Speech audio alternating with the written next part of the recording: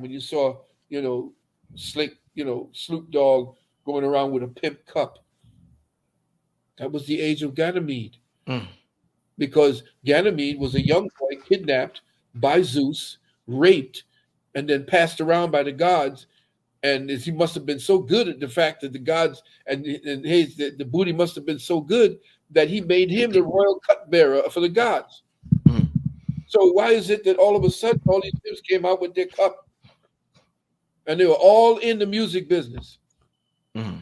And Yeah. that place where all the whores are. Yeah. But anyway, just to start knitting things together, don't look at what the European gives us on the basis of what his calcified pineal can only decipher. Mm. You got to look beyond what it is, because our ancestors were talking from spirit realm, Yes, not sir. from what is dirt they dug up and say, oh, well, Leonardo was here. And, oh, look at what they did. No, always take what he gives you and read between the lines, Mm. especially when you're dealing with him giving you the Bible. Indeed. So, Indeed. Two more questions, Doc. One of them is from me. There was a comment that somebody said earlier that was on my mind after you told us. You was like, "Yo," you was like, 70 something," and I'm like, "Damn." I keep forgetting Doc is 70 something because you don't look 70 something. really? And it just made me think. I talked to Sarnetta the other day. Sarnetta said, "Yeah, Rich, I'm about to turn 60." I think he said 62. And I'm like, "What the fuck?" So I'm like, I mean, as black people, we always age well, we always look young, but it's extreme now. So somebody in the chat earlier said, Doc looks 40 and Rich looks 16.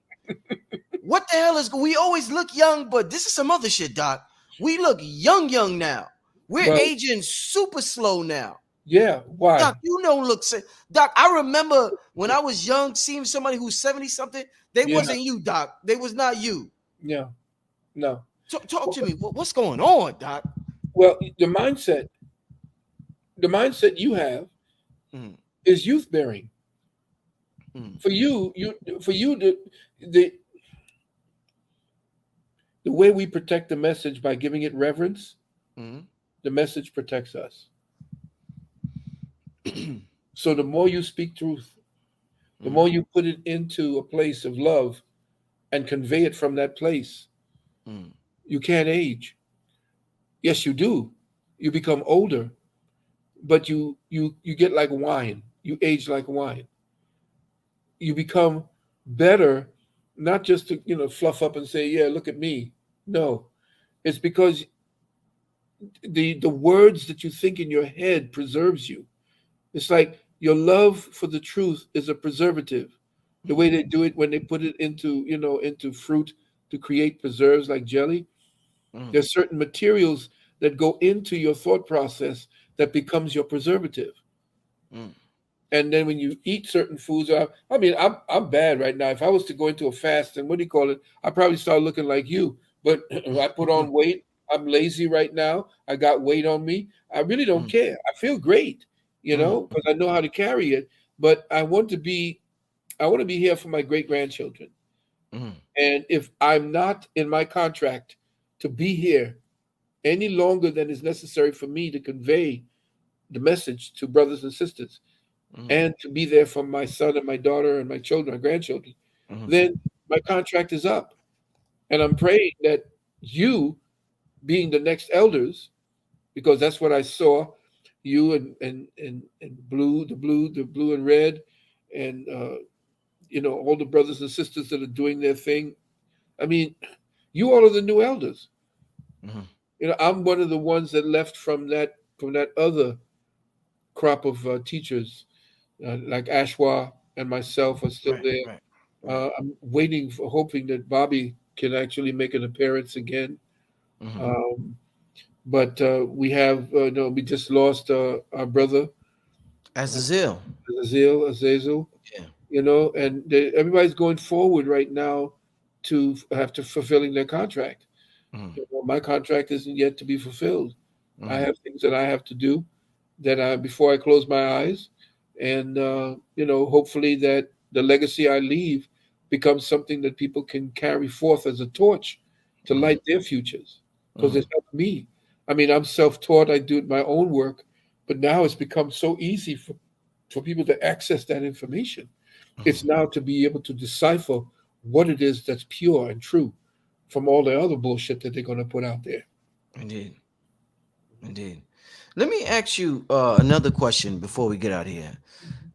Since we started talking about water earlier, Doc, and we had an absolute amazing conversation about water. Shout out to everybody in the chat. We got about 4,000 people in the chat, almost 4,000 people in the chat. So shout out to everybody in the chat.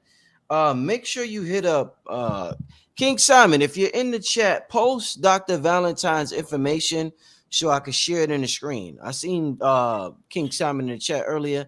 Post King Simon had all your numbers. Post it in the chat so I could put it on the screen. I definitely want that if there's 4,000 people in the chat, I need the family to support this brother and everything he's brought to us, decades and decades of teaching. So King Simon, if you're there or if somebody knows, I'm trying to look for it. But yeah, King Simon, share that. But Doc, before we get out of here, so I'm analyzing this water thing from a metaphysical perspective, and we know how water adapts, and we know how water is easily programmable. And speaking of King Simon, he deals with numerology, and numbers carry vibrations: zero, Indeed. 1, 2, 3, 4, 5, 6, 7, 8, 9. One of the things that Sadhguru says that we originally didn't drink from bottles. He No, said the people in the West drink from their hands. right. Indeed. Because So yeah, pre-programs, exactly. that's our purification filter right The there. hands, the Yeah. hands. Because your hands are an extension, like your hands. That's why they read your palms. Because your palms are actually a template for the programming that you are. We look at that as being savage in the West, like, oh, he's drinking from his hands, and he's a savage. Ain't that We eat something? with our hands. We used to pre-program the food. With our hands. This energy, it was our hands. We didn't need the fork. The European created that fork because he was so Why? nasty. He was so nasty he couldn't touch the food. He had to use something to stick the food to eat with. You can get the book called Dirt by McLaughlin. It'll show you exactly who those Europeans were before they met up with the Moors. Mm, Oh, by the way, if I may, yeah. family, get up on the uksnow.org and sign up on our mailing list because I'm coming up with two very, very important webinars.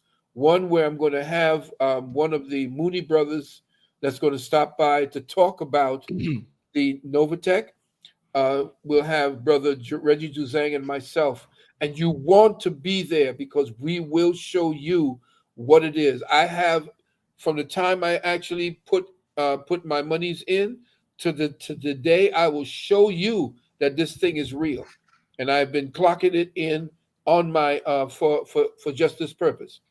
After that, I'm looking to you, my beloved brother, because you have your finger on the pulse of the young people today. I'm ready to do a major webinar on everything necessary Excellent. for to this today, and I want to make sure that I check with you and the younger brothers, you, King Simon, and everyone else, what's going on in the community that I have not, because my wife and I, we're going through a little situation right now, and we'll talk about that another time. But we're working through it, and she's getting a lot better. But what's happening Excellent. now is I want to make sure you understand that I'm here to answer questions, but I don't know what the questions are. I have answers, but if you don't know how to question it, or if there's certain questions that you need to have answered, this webinar I'm going to be charging, not the one for Novatech, the one coming after Novatech. I'm going to do this, another 6 to 8 hours, and I'm going to drop science that I didn't do in the other previous webinars. And by Mhm. that time, I should have my webin archive site up for you to go back to previous webinars. But please go up to uksnow.org, click where it says contact, and put your email in there so that I can send out notifications to you about I'm working right now with, I'm going to be working with Brother Reggie Juzang and with um, one of the brothers, the Mooney brothers, to put together this thing to show you what's really going on with Novatech. Be there because this is what you want for you, for yourself and your family. And I want to thank you again, my beloved brother. I didn't want to, cut you off.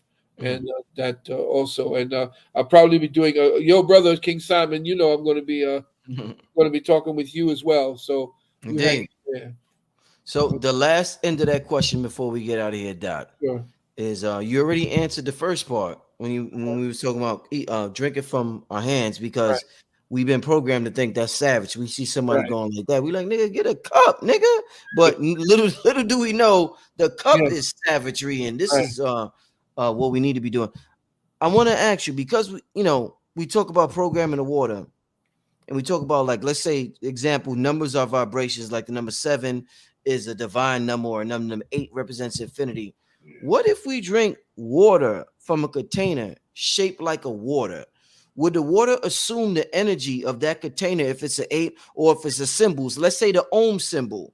Would the water assume the energy of that symbol or that number? And when we drink it, we encompass the energy of that symbol that the water just came from, Doc.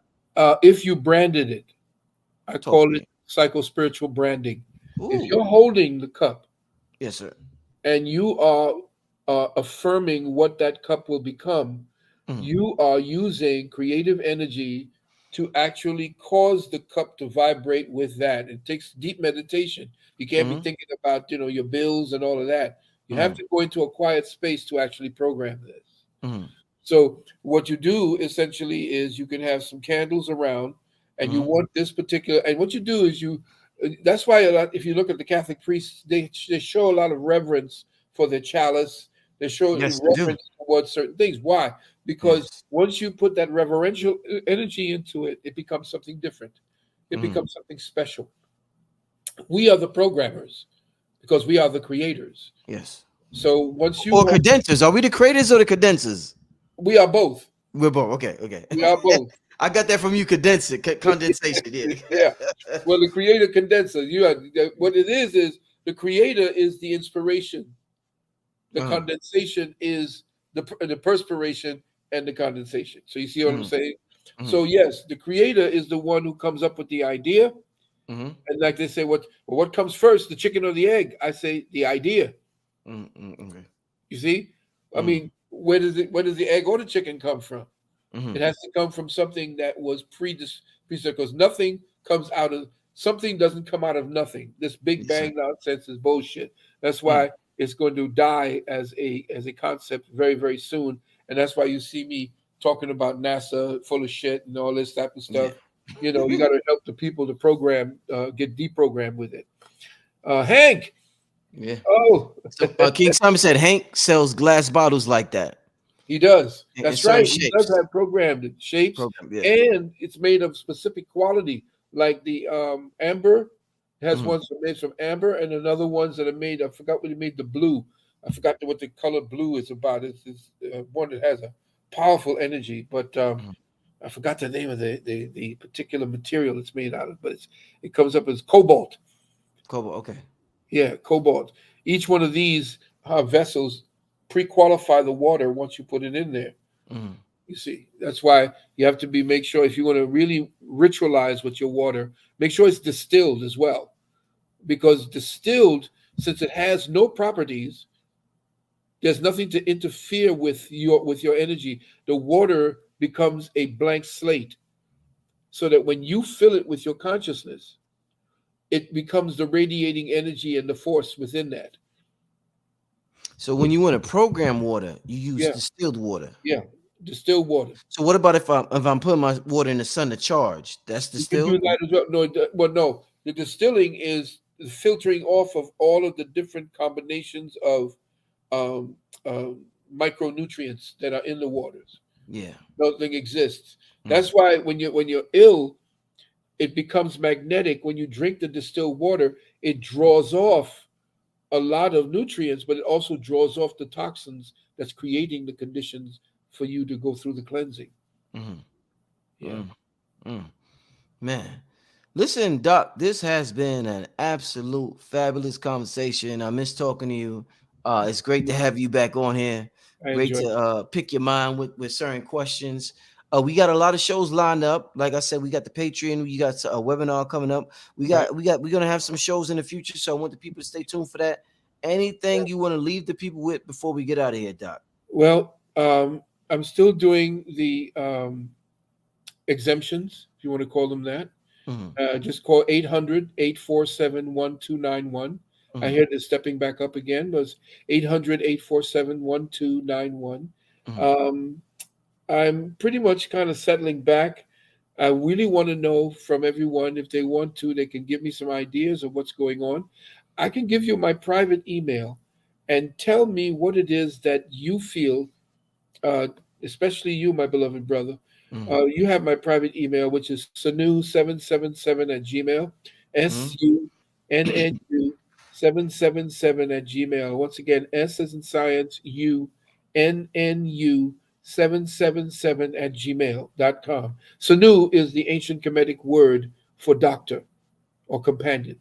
Mhm, So anyway, Sanu 777. Send me an idea of what it is, like a question. Don't big give me a whole, you mhm, know, Gettysburg Address. mhm.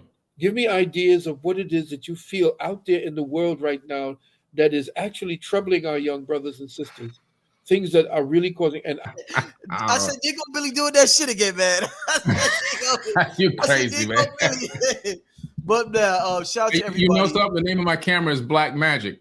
Yeah, you told me. You told me. Yeah. Ain't that something? But Yeah, the Black Man. They make amazing cameras. yeah, They yeah. make So I got amazing the Black cameras. Magic. Y'all got your camera over here. Hey, family. Hey, listen, family. Without further ado, I want to welcome Dr. Phil Valentine and Billy Carson to the platform. Thank you. Oh Thank you. Appreciate it. man, Thank you so much. amazing. And Dr. Valentine, I love your shirt. The question, yeah, you got the shirt. actually, The question. thank you. Listen, an amazing show. I want to thank everybody for tuning in. Everybody for you contribute to the platform just by viewing. You do so much to this platform just by viewing. And you've helped myself, Dr. Valentine, and Billy Costa so much just by viewing on this platform. So we want to start out by thanking everybody in the audience. And I want to start out by saying, Billy Carson, Dr. Phil Valentine, it's some interesting times we are in. Yeah. We have been so thoroughly lied to. We have been so thoroughly misled, astray. I mean, that the awakening process can be an extremely difficult one for a lot of us. And I mean, to almost all of us. It was difficult for me from my beginning stages. And I remember listening to Alex Jones and a lot of the conspiracy guys at that time in 99, 2000, and moving up to where I am now. It was a hell of a journey, man. This thing we call life is a hell of a journey. Yeah. But the thing is, during this spiritual journey, I don't want us who's reawakening to fight amongst each other. Not because we have real beef in the street, but just because of a different of opinion. Like there's like Biggie had this song back in the day called What's Beef? Mhm. Beef is when like beef is something, there's no blood spilled. Nobody's talking about each other's mother. Nobody's talking about each other's kids. None of that. Just because Mhm. we have a difference of opinion, a person will hate you. And that's not how it's supposed to be, family. There's many paths to the light. I have these two gentlemen on here now to offer a quantum perspective on things. When you think quantumly, you think different. Sometimes two people could think differently and both be right at the same time. You just never know when you think it from a quantum perspective. I've heard both of you two gentlemen say different things, and we're going to talk about a lot tonight. But I want to start out the show with this. And I think this is an important message in emotional maturity and learning. I've heard both of you gentlemen say different things when it comes to this topic of flat Mhm. Earth. And that's a topic I haven't researched that much. I'm going to be honest. Right. I haven't figured out if it's that important in my human development yet, but I'm interested in it nonetheless. So I respect both of you, and I would love to hear both of you's perspectives on flat Earth versus round Earth. And hopefully we can learn from this and not fight and not hate each other and send threatening or hateful messages to each other on the internet just because somebody has a difference of opinion than you do. We're all awakening. This is a magnificent time of figuring out who we are. And I want us to enjoy the journey. It's all about the journey. I want us to enjoy this journey. So without further ado, if anybody would like to start out, there's a lot of questions, but in terms of the topic of flat Earth Mhm. versus round Earth, Billy, would you like to start? Let's start out with Billy. Let the elder close it out. Billy, you start out this whole topic of flat Earth. I know you don't go for the flat Earth thing, Billy. I would love to hear your take on it, my brother. Yeah, definitely. And I like that. First of all, I want to say I respect what you're doing here. I respect the fact that you have the courage, first of all, to do this on your platform and give, two grown men, and really, I mean, Dr. Valentine is a living legend, an opportunity for both of us to, show the world how we can actually maybe have a slightly different opinion in a topic or two here or there, but still be for the same mission, the same goal, and still have respect for one another and dignity for one another. One thing that you'll never see if you go on any Instagram or YouTube post or Facebook or any other social media platform, you'll never see a Billy Carson comment that's putting down or talking badly about the person that made that post. Although I follow a lot of people, I think I follow over 3,000 people on Instagram alone, right? And a lot of those people, I don't agree with everything that they post on their social media platform or their social media platform. If I see something that I don't agree with, I just keep scrolling. I don't comment. I just won't like it or not comment. And we have to learn how to refrain from being a reactive person versus being a logical person, and understanding that everyone is seeing something different from their own perspective. And so that's why no matter where you go, no matter what platform, you'll never track back in history. You'll never find me writing negative towards anybody on any platform. It just doesn't exist inside of me. It doesn't exist inside of my spirit. And that is the spirit that we're all supposed to be carrying, as all of us are all growing and learning at the same time in various different areas. Just because I might know a lot about one topic or presume to know a lot about one topic, there's people that may not know that much about that topic, but you guys may be an expert in something totally different. There's people in the chat right now that know 10,000 times more than me in other areas of life that I probably never even conceived of. I haven't had a chance to meet them and learn from them, whatever they're doing, right? I haven't seen them do it. I haven't taught me anything because I didn't get a chance to interact with them. But everyone brings a piece to the puzzle, and together we paint a big picture. So tonight I'm going to talk a little bit about the Earth itself. Now, if you go back over 2,200 years, you discover that there have been people that have discovered, a way to measure the shape of the Earth. And I can go back beyond 2000, which I will here very shortly.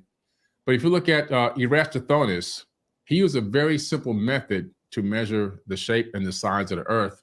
And what he did was he measured the length of a shadow from a vertical stick. This technique and method has been duplicated over and over again today in modern science. It's done in universities. It's done in high schools now even. You take two sticks and you put one stick down in one city, and then you take another stick, the same exact length and width, and you put it in another city. Or you can just go different, a mile or 2 or 3 miles away. 3 miles is the preferable distance at least. You put the stick in the ground perpendicular to the ground. You can use a level to figure that out if you need to. And then at the same time of day, you report the length of the shadow and the angle of the shadow at both locations. And from the angle of the shadow, you can calculate the shape. You can calculate the actual circumference. And matter of fact, you can calculate the entire size of the entire planet with two sticks. You don't even need more than two sticks to calculate that. It's a very simple way of calculating that. It was done 2,200 years ago by a Greek astronomer, and it's been replicated and duplicated many, many, many times in modern science. If you want to go even further back to that, you go to the Great Pyramid at Giza. The Great Pyramid at Giza is an amazing anomaly in that it's a supermassive structure made of stone, but it's a multifunctional stone computer. And I spent decades, absolute decades, climbing in it, number one, which you've seen many pictures of me inside of it, but also analyzing and accessing all the different mathematical encoded wisdom in the Great Pyramid, which a lot of it now has actually been published scientifically. And so I've had the privilege of being able to be a part of that and be a part of that whole discovery of these mathematical and encoded wisdoms that have been built into the Great Pyramid. And what it tells us is this: as far as classical physics, it tells us from that standpoint that it's a sphere. The Earth is a sphere. because we discovered that the Great Pyramid at Giza, that particular one, the largest one there, right, at Giza, it happens to be a perfect match for a scale down of the actual Earth itself. If you take that pyramid and scale it up 43,200 times, it fits on the inside of the Earth. If you put it inside of a sphere, each one of the points touches a point, and if you put a second one in and make it a star tetrahedron, it'll touch even the South Pole, the North Pole, and all corners, which is pretty interesting. Now, if you look at the technology and the way that it's built, you can make a lot of calculations from the Great Pyramid. You can calculate the tropical year from the length of the base, which is 9,131 pyramid inches at the mean socket level, which is going to give you 365.24 cubits, which happens to be the number of days in a year. You can calculate, the other thing is you can calculate the perimeter of the base divided by 100 equals 365. So you can still get the year. Now, what's interesting is when you get down to the tropical year, the length of the antechamber is used at the diameter of the circle, which produces a circumference of 365. But the ratio of the lengths to the grand gallery to the solid diagonal of the king's chamber times 100 equals the number of days in a tropical year. So you can calculate all these things at the pyramid. So I'm just showing you a couple of examples. But when you get deeper into these mathematical equations dealing with the Great Pyramid, you discover something very, very interesting. The first thing is you discover that the king's chamber is right above the grand gallery, and the grand gallery, the coordinates to the grand gallery equal the speed of light in meters per second. And we discover that meters existed long before the metric system existed in modern times, because we discovered, if you even look, you can even look it up on Wikipedia Commons, you can see that they discovered the metric system in Proto-Sumerian cuneiform. And what's interesting about where they discovered that in Mexico. And so we know that approximately 8,000 years ago, they already had a metric system. All right, so meters per second, not a big issue. But the next thing that you discover is this. If you take the length of the base at the side, which is 365 pyramid cubits, it's going to give you the mean distance to the sun. So if you do this, if you take the length of the base at the side sidereal socket level of 365 pyramid cubits, which is accurate to 6 digits. The mean distance to the sun is half the length of the diagonal of the base times 10 to the 6th power. It's going to give you the length of the distance to the sun, the mean distance to the sun, and it's also going to give you the mean distance to the moon. And through that same calculation, you can even get the distance from the Earth to the sun, the moon, and how fast the Earth is moving around the sun. So you can get a calculation of the speed of the Earth around the sun, the distance from the Earth to the moon, the distance from the Earth to the sun, and through 2 more calculations, you can actually even get the distance, the circumference of the sun itself, and then you can even get the speed of the sun around the galaxy. And what's interesting is built into all of this, of course, is the scale, 43,200. So we know that if you take the pyramid and scale it up 43,200 times, you get the sphere of the planet itself. Another thing that you can do simply as well is you can look at stand at the shore of an ocean. Like I have an ocean right here in Florida. I'm 6'4", but just assume I was 6 feet on the dot. If I was 6 feet on the dot, then when I looked out from the shore, standing right at the ocean's edge, I would be looking at approximately 3 miles. I get 3 miles of arc view standing from the edge of the shoreline at the beach. You can even see, if as you look out at the ocean, you can see the curvature as you look around. You can see that it seems to be curving in this horizontal fashion, but it also dips off, because if there's a ship sailing away from me, it disappears in the distance. But if I get on a ladder and go up 6 more feet, I gain another 3 miles of view. I can see 3 more miles out. As the ship continues to sail away, if I can go up another 6 feet, now I'm 18 feet up, I gain another 3. However, I can't do this infinitely. As the ship continues to sail away, at some point, no matter how high I go, I can't see it on the horizon anymore where the sky meets the ocean. And the reason why is because it's gone off the edge of the horizon. It's gone off my visual view. My visual view is being cut by the horizon point at that moment. If I'm standing at the top of the Empire State Building at the same time that there's fireworks going off in London, I can't see the fireworks from there, no matter how powerful of a telescope I have, because of the circumference of the Earth. It's not going to allow me to see. Somewhere by the mid-Atlantic area, I won't be able to see the bulge or the spherical shape of the Earth is going to prevent me from seeing all the way across to London. So there's just a few things that, you can take into consideration. In classical physics, everything is based on spheres. And even when you get down into the microscopic, into the quantum world, you discover that, everything is based on spheres there as well, and orbits, spheres and orbits. And so based on my understanding of quantum physics, quantum mechanics, and a lot of the sciences that we use today to shape our what we call modern world, it appears to me that a lot of the people that are working in these facilities and these places are accurate. So, for example, if you take a look at the number of employees, the number of people employed at the number of universities that are offering graduate degrees as astrophysics, there's 59 universities in the United States alone. The number of people employed as astronomers and physicists has been growing at a rate of 19.9% per year, from 11,206 people in 2019 to 13,441 people in 2020. That's a lot of people studying the knowledge of the planets and movements of stars and planets and getting paid a lot of money that don't work for NASA. And they're working and doing incredible work that helps to shape our modern world today. And how hard is it to become an astrophysicist? How hard is that job to get? Extremely hard. And how hard is it to graduate for that? It takes a lot of years. You'll need to have 6 years just for your bachelor's degree, which is true for many other professions, but then comes graduate school where it can take up to 7 years just to become an astrophysicist. An astrophysicist is a very high level physicist that has to do with the understanding of science of space. And so there are literally thousands of astrophysicists. There's tens of thousands of people in college for astrophysics and astronomy around the world.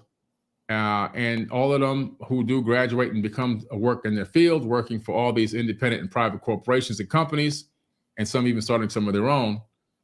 But I don't believe that all these people are working to try to make the world think that the Earth is not flat. I don't think that's their goal. My personal opinion is that these people are working in a field where they're striving for developing new advanced forms of technology, propulsion systems, understanding movements of stars and alignments, understanding gravitational fields, understanding then also from the physics aspect, tetraons, quarks, how atoms work when they collide and separate, wormholes, Einstein-Rosen bridges, and all these other different types of amazing anomalies that we know exist in space-time, black holes, and so forth and so on.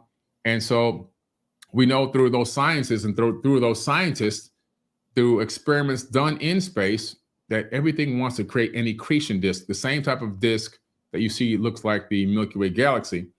But what's interesting is the Milky Way galaxy has all of these objects in it that are part of this disk. In these objects, if you take a grouping of matter, just random pieces of matter in space, and just let them go, over the course of a few hours, they begin to circulate around each other and they begin to clump together. They begin to work to make themselves into a sphere. And so no matter what we do, things just want to be parts of spheres in this dimension. Molecules, from atoms to molecules, all the way up to combinations of molecules, which makes things we consider to be solid. And that also include organic things that grow as well. So my personal opinion, just my personal opinion, based on a lot of scientists that I've studied with and talked to, and my time at MIT and everywhere else, I don't believe that all these people are working to try to make us believe that this Earth is a different shape.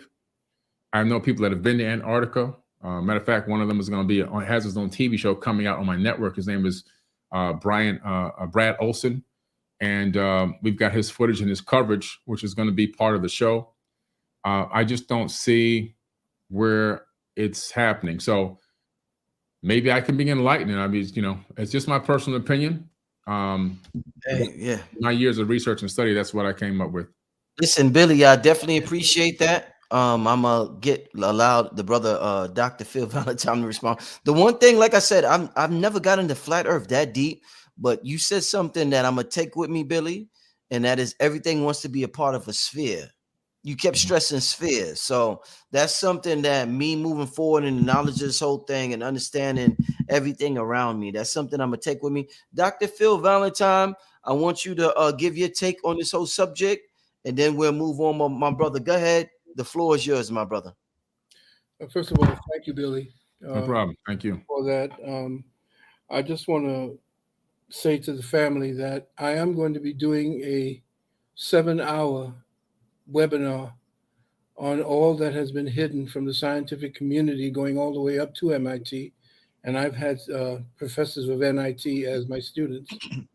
And I want to first drop a couple of simple facts that possibly each of you can also use as a kind of guidepost.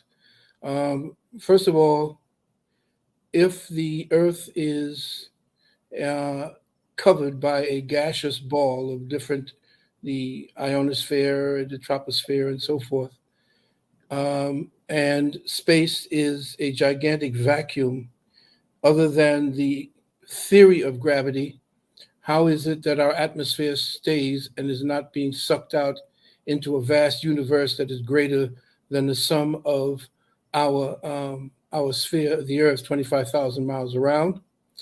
The other thing is that if the Earth is 25,000 miles around, how is it that when you use say, sextant or what is known as theodolite measuring, these are some of the measuring tools that engineers and people who are dealing with building on the land, they use that, and they clinometer, I believe it is.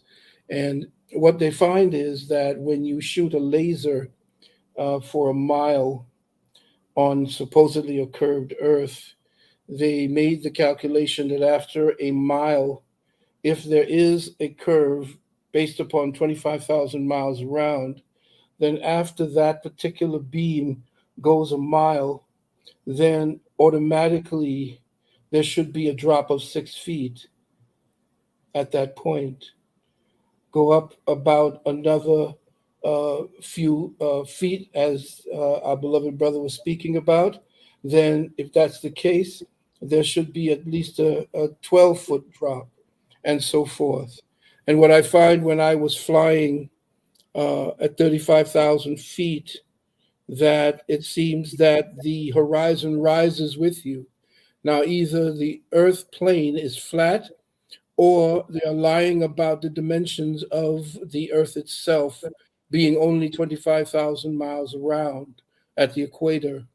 If that's the case, at 35,000 feet, I'm supposed to see the curvature of the earth, and we don't. The higher up you go, the horizon rises with you, which means that we're looking at a heck of a lot more of the plane of earth than is assumed in all the colleges and all of the places where people have been given that particular book to study. I wanted to also say that the flat earth, as he said, is Aristarchus, who was the one who first actually introduced this this globe earth principle. And he actually introduced it to a king by the name of Galen in one of his writings. And it was after that that Copernicus picked up on Aristarchus's information about a globe Earth. And what happened is that the Catholic Church at that time wanted to make sure that they completely subverted the ancient knowledge, particularly the origin of the Catholic Church itself, the origin of Christianity, the origins of everything that was based in the law at that time. 10, 20,000 years ago, everything that you see in the history of our plane of existence, every high civilization knew that the earth was a flatted plane. Now, bringing ourselves up to there are over 200 or 300 things that I'm going to speak about, covering as much as I could at the webinar, to show you that the principle of the flatted plane, which they call a flatted earth, is ridiculed. It's ridiculed for a purpose. The fact of the matter is, scientists, renowned scientists, have been actually promoting this. The one who came along to actually subvert the movement of the earth was actually Einstein. The introduction of the theory of relativity, and again, I keep speaking about theories, the theory of gravity, the theory of relativity. All of them are theories, which are working hypotheses. They're not theorems. They're not proven facts. The problem is that when the fact is tested to be proven, then that's when all of the naysayers, like Einstein, comes out. And of course, those who run the New York Times and so forth, they will big up those who they wish to actually promote the illusion, because we're still in that matrix. Now, the reason why I'm going to say what I'm saying is, I'm going to offer scientific proof based upon scientists that have been suppressed. These are scientists that have been suppressed for their knowledge and for their works. And people like, when you start elevating things like the Coriolis effect, and you start dealing with things of that nature, which we're going to talk about as I can within the short period of time we have. Again, please understand that I'm only scratching the surface with what I'm going to be offering you. Between the years 1881 and 1887, there was a doctor by the name of Albert Michelson. Now, Albert Michelson was the first American to win the Nobel Peace Prize, the first American to win the Nobel Peace Prize. And he did an experiment that discovered the earth was not moving around the sun. As Michelson himself said, and he described the results on his own experiments, he said, quote, "This conclusion directly contradicts the explanation which presupposes that the earth moves," end quote. Michelson found the earth wasn't moving by using two light beams against one another. The first light beam was pointed westward because it was the presumed direction of the earth's movement around the sun. The second beam was pointed northward and thus away from the direction of the presumed eastward moving earth. The first light beam should have been affected by the earth's movement through space if the earth is moving around the sun at the accepted speed of 66,000 miles per hour. If so, the first beam would have traveled slower than the second light beam. Now, I'm doing this. This is a very edited, very cloistered piece of information so that you can do your own due diligence on it. Now, the first beam supposedly had traveled slower than the second light beam, but it didn't. According to Michelson, both beams traveled about the same speed. The first beam traveled only 1/6 of the retarded speed necessary if the earth was moving around the sun. Conclusion, the earth was not moving. But since his colleagues at that time, including Albert Einstein, who was a Zionist, a plagiarist, and a science fraud, who married his cousin and married her two daughters. This man that they're lionizing, Einstein, Golden Bridge, Einstein this man is a fraud. And at that particular webinar, I'm going to name every one of the scientists he stole his E equals MC square formula from.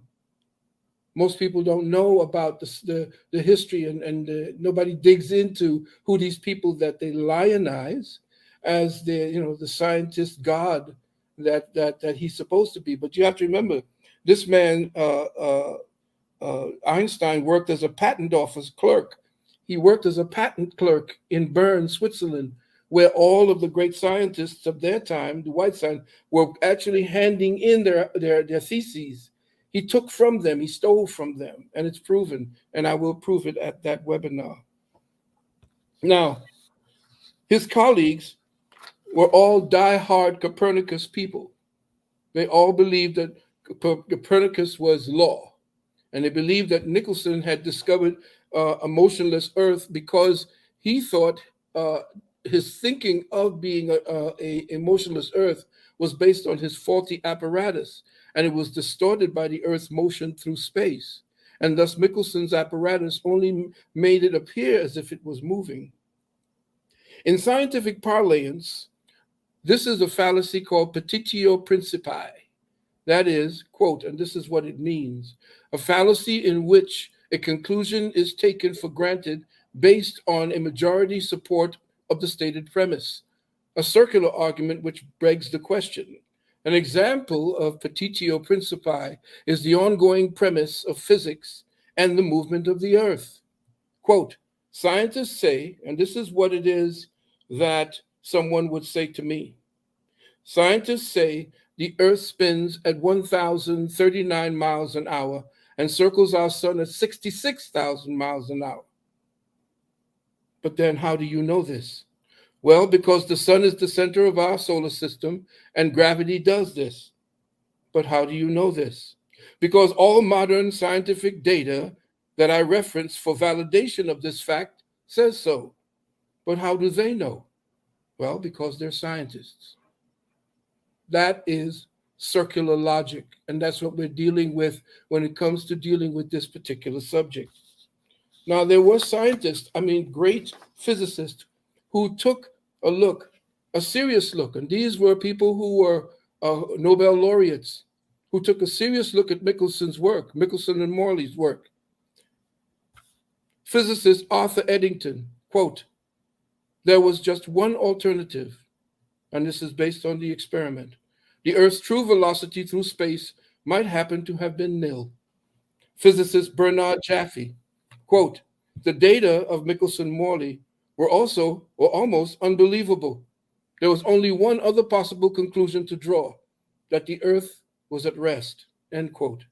Physicist Adolph Baker, thus the failure of Michelson-Morley to observe different speeds of light at different times of the year suggests that the Earth must be at rest. It was therefore the preferred frame for referencing absolute motion in space. Yet we have known since Galileo that the Earth is not the center of the universe. Then why should it be at rest in the first place? End quote. Physicist James Coleman, the easiest explanation was that the Earth was fixed in the ether and that everything else in the universe moved with respect to the Earth and the ether. Such an idea was not considered seriously, since it would mean, in effect, that our Earth occupied the omnipotent position in the universe, with all of the other heavenly bodies paying homage to it by moving around it, end quote. Historian Lincoln Barnett, foreword written by